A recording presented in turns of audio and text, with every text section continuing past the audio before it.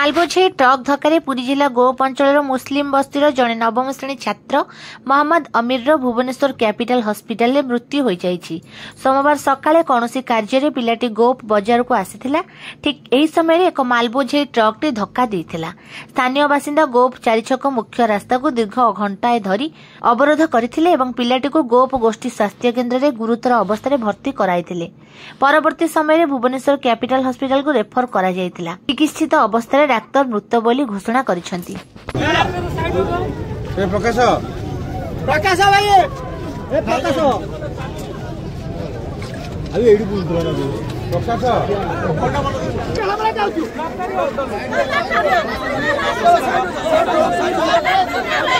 हां उतरा मत करो ठीक है चलो वो रहेगा कुछ असुविधा रहेगा। चलो छोड़ दो सब हवा छोड़ो सब भागा छोड़ो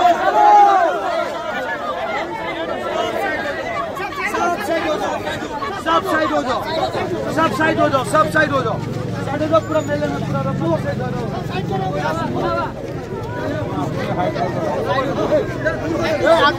आगे साइड करो आगे भाई आगे सब मिलवा